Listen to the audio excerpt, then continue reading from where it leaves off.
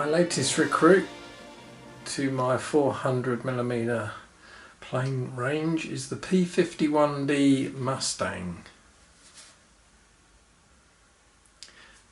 This, along with the Corsair and Trojan, was one of the first 3 planes that they made.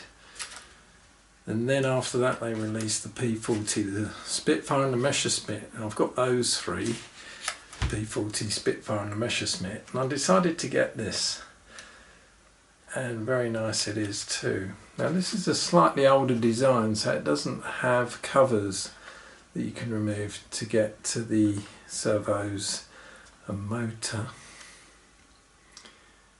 It is slightly different though. It has the stronger power pack connection. Now some of the early models I noticed the paint wore off very easily, so I hope that this model is actually quite resistant to paint wear and tear. I think that the paint is stronger nowadays that they put on. That's the impression I get anyhow. Some of my early models the paint would wear off where you held it and it would wear off on a heavy landing. I'm also not going to put the wheels on this. I've decided not to anymore because I've noticed that when the plane lands heavily in that sort of direction, with the undercarriage on, the nose can rip up. And that happened to my first Spitfire. And then I thought without the undercarriage it will tend to belly flop down more. And so far my planes without undercarriage have suffered less damage.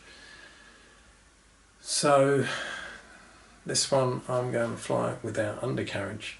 I don't mind the look either way really. It does mean you can't do landings and takeoffs on a concrete sort of surface. Still, if most of the time you just land on grass, it doesn't really matter. So when you come off power, it should land fine.